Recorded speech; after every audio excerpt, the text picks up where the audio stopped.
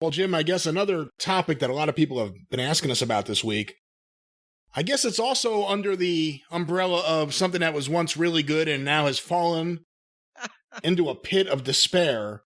Did you see this article? And I use the term article loosely. This Sports Illustrated piece about, the title of it's Bret Screwed Bret Unchecked by someone named Robin Lundberg, whoever the hell that is. Yes. And it just, somebody tweeted it to me, and of course it's November, Survivor Series time, so somebody's got to do something on the Montreal screw job, right? And okay, it's been done before and it'll be done again. The problem is it'll never be done this badly. Somebody tweeted and they had a picture of it. It's the Sports Illustrated website. So if Sports Illustrated does something on the Montreal screw job, maybe I'll click on it. And it was like some high school kid had written 3 or 4 poorly worded paragraphs containing his opinion, and nobody's ever heard of him. So who gives a shit about his opinion? And it was like, it sounded like a kid's high school book report that was rushed the night before. Let me get by with this. But it had Sports Illustrated's name on it. And a bunch of people, the comments were like, what kind of clickbait is this? Is this even an article? When I first looked at it, I got to the end of it. I was like, is that the highlight description at the head of the article? No, that was the article. Descriptions of movies on your cable guide have more depth than this piece on the Montreal screw job that has been analyzed and overanalyzed since the dawn of time. And I'm not saying that nobody should ever write about it again, but if you do, it should be a more pithy piece than what Sports Illustrated. Didn't they used to be a big deal? And now just do they take fan submissions now? Well, let's be honest. Sports Illustrated, whenever I see anything that's wrestling related in Sports Illustrated, it's 2 things. One, it's a wrestling promotion or entity trying to say, hey, look, Sports Illustrated covered this because Sports Illustrated once meant something.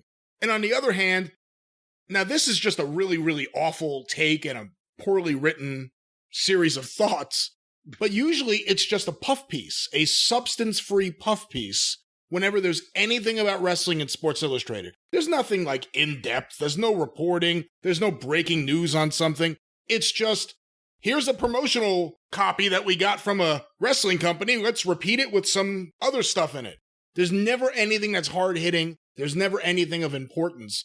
It's like a PR arm. But aren't they supposed to write the PR release as well? Like you've actually done this in public before? Instead of what this fucking guy do you have that in front of you? Yeah, I do. I just pulled it up. Just a couple of the pithy literary quotes to get us through the day. This is by the noted sports writer Robin Lundberg. The best there is, the best there was, the best there ever will be, and a big baby. As everyone was reliving the infamous Montreal Screwjob on its 23rd anniversary, I couldn't help but think, why are we supposed to feel sorry for Bret the Hitman Hart more than 2 decades later, simply because he took himself too seriously? Now, in the midst of this article, Jim, I should point out there are various tweets that are here. I don't know if they're supposed to be considered part of the body of the article or what. This is a real herky-jerky. Yeah, it just kind of, he made a few statements in between a couple of tweets of things that some other people said. Hart was leaving the company. At that point, should he really get to dictate the terms? I didn't know Falls Count Anywhere but Canada was a kind of match. Imagine if this happened in professional sports rather than professional wrestling. Let a star player refuse. Oh, great. When Sports Illustrated groups professional sports over here and then professional wrestling over here. 2 completely different things. Fuck. Let a star player refuse to enter a game or run a play and wait for the takes. Ask Scottie Pippen what people think about that 20-something years after The Last Dance. I'm not saying it was all handled in the most respectful fashion by Vince McMahon. But, well, thank goodness he's being fair. But, he is Vince McMahon. And as far as Shawn Michaels... Wait, did he write but, Yes, but, comma, he is Vince McMahon. And as far as Shawn Michaels, and that's a question mark, and as far as Shawn Michaels, okay, and as far as Shawn Michaels, Bret should have known. As far as Shawn Michaels? Bret should have known not to let him lock him in that sharpshooter. He is the showstopper after all. Oh my God. All right. However, ending aside, the real spit in the face here was from Hart in not conceding a loss. He refused to do his job. Look, I was a fan of the excellence of execution, and he will forever be an all-time great. But what happened that night?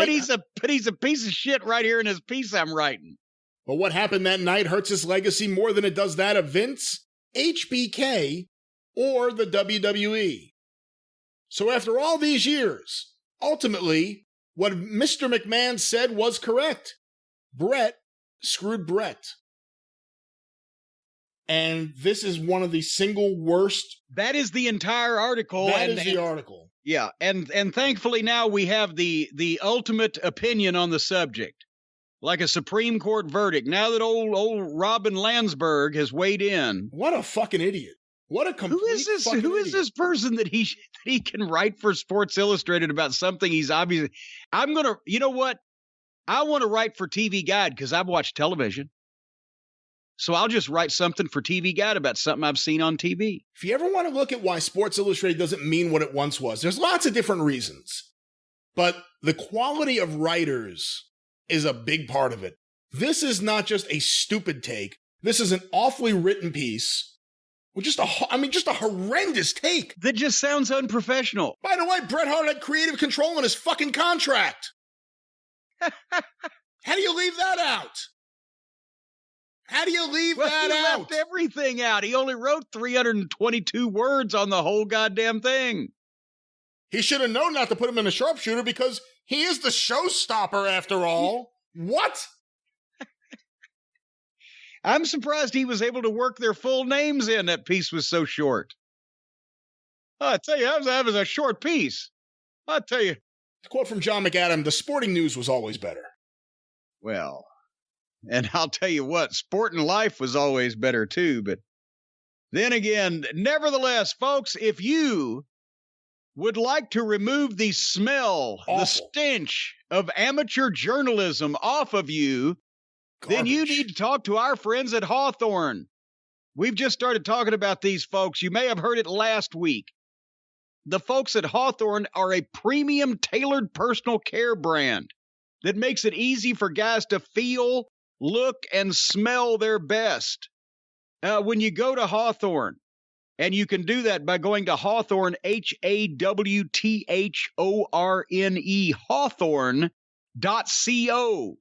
Hawthorne.co. When you do that, you take a quiz because they personalize, they tailor everything to you. Anything from what your favorite drink is, how you like to spend a night out. Brian, I know they had several questions in the French toast section that applied specifically to you, but they factor your answers into the results and the products that they recommend for you. And then when you get things, whether you've got the peely, scaly skin, or whether you want to smell a certain way for work and play, they have a work and play cologne. I know, Brian, you were all wrapped up over you're eating their soap. I'm not eating their soap, but you're getting drunk. You're getting inebriated off the dark rum soap that you've just raved about. Now, not everyone's going to get the dark rum soap because, again, it's tailored to how you answer the survey, answer the quiz. But thankfully, luckily, this is what they sent me every time I wash my hands now. And I do it all throughout the day because, there's a pandemic going on. Yes. I don't know what these other people in the house are doing. Every time I wash my hands, I immediately smell my hands now. They're clean and they smell delicious. And then you're over in the corner licking your paws with Swami. You can't prove that. But anyway, folks, these things, they have a variety of ingredients that I cannot pronounce for the lotions and potions and the soaps and the things that make you look good and smell good and feel good. And it's all tailored specifically to you. High quality products tailored to your specifications, to your interests, to your needs.